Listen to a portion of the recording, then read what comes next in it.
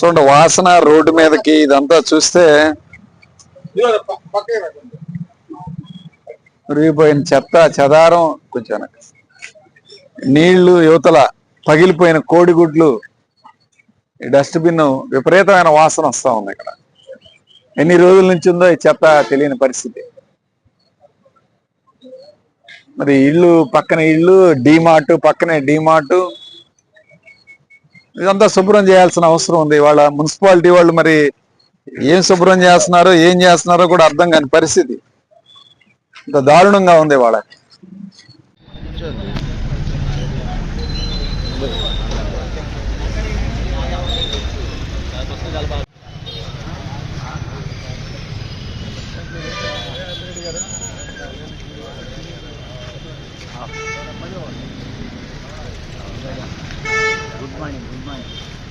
వెనక్కి రా కొద్దిగా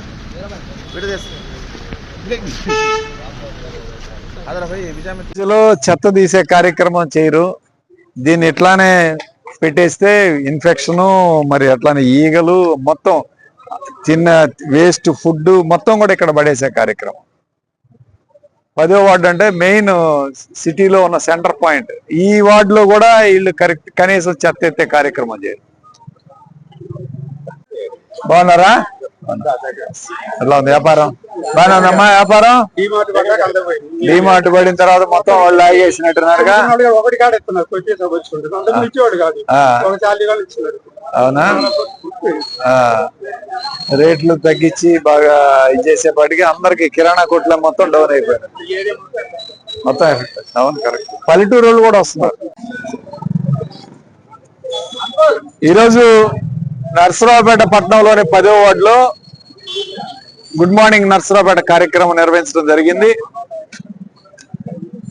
ఏదైతే వైఎస్ఆర్ కాంగ్రెస్ పార్టీ వాళ్ళు ఈ యొక్క గుడ్ మార్నింగ్ కార్యక్రమం నిర్వహిస్తున్నారో తెలుసుకొని ఈరోజు మున్సిపాలిటీ వాళ్ళందరూ కూడా చాలా ముందే హుషారుగా వచ్చి మా ముందే ఈ యొక్క వేస్ట్ని క్లియర్ చేయడం, అన్ని కాలువలు శుభ్రం చేసే కార్యక్రమం చేస్తున్నారు.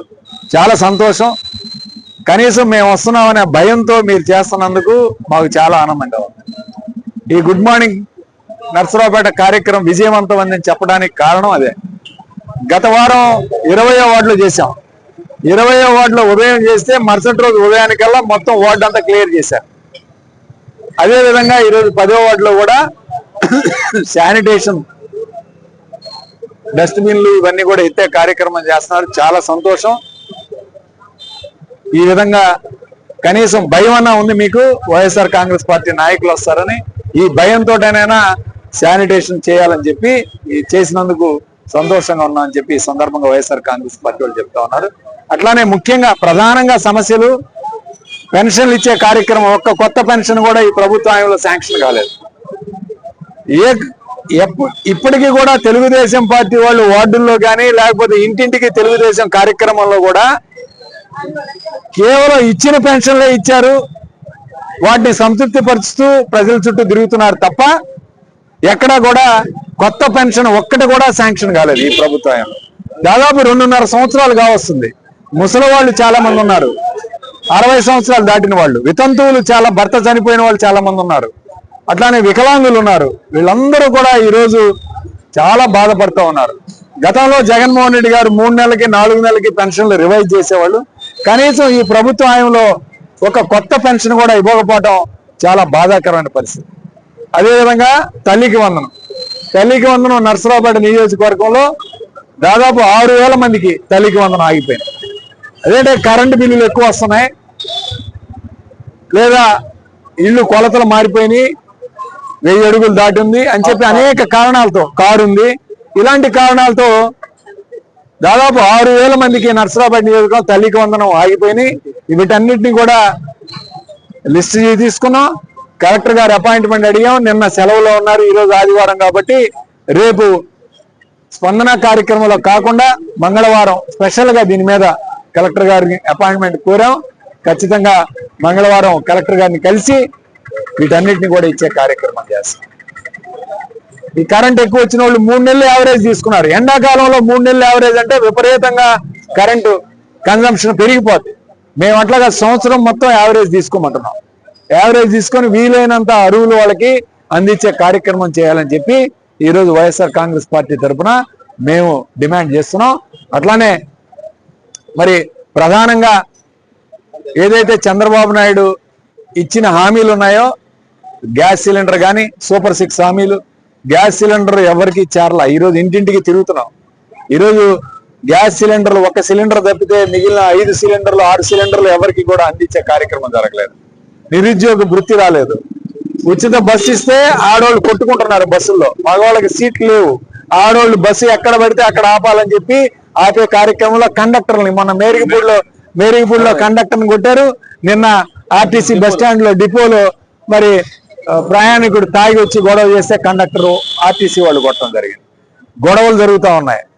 వీటి మీద నియంత్రణ లేదు, వీటి మీద కంట్రోల్ లేదు. ఆర్టీసీ వాళ్ళకి బస్సులు పెంచే కార్యక్రమం చేయట్లేదు. కేవలం ఉన్న బస్సులే ఉచిత బస్సుల కింద మారిస్తే సదరు ప్రయాణం చేసే మిగిలిన వాళ్ళందరూ కూడా ఇబ్బంది పడుతూ ఉన్నారు. ఎక్కడా కూడా బస్సులు సఫిషియెంట్ గా లేవు. ఆర్టీసీ ఇది లేదు. తర్వాత మరి అమ్మఒడి ఈరోజు క్యాన్సిల్ చేసి చెప్తాను. నిరుద్యోగ వృత్తి లేదు. మళ్ళీ అట్లానే మహిళలకి 15,000 రూపాయలు, నీకు 1500, నీకు 1500 అన్నాడు. ఇంతవరకు 1 రూపాయి కూడా జమ చేయాల. P4 కింద 1 పథకం రాలేదు.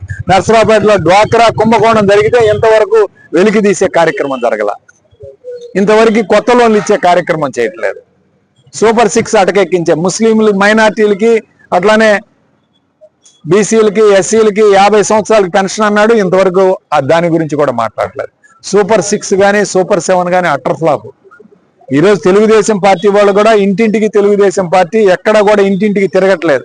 బజారుకు వెళ్ళి 4 ఇళ్ళు తిరిగి కనపడి వచ్చేస్తున్నారు. ఎందుకంటే వాళ్ళు నిలదీసే కార్యక్రమం చేస్తున్నారు. మహిళలు ఈరోజు రాష్ట్రం అంతా కూడా వాళ్ళు నిలదీసే కార్యక్రమం చేస్తున్నారు.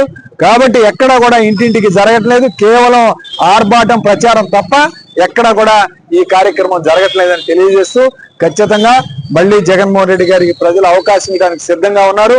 మళ్ళీ జగన్మోహన్ రెడ్డి గారిని గెలిపించుకొని 2029లో ముఖ్యమంత్రి చేస్తామని చెప్పి ఈ సందర్భంగా తెలియజేస్తూ సెలవు తీసుకుంటాం.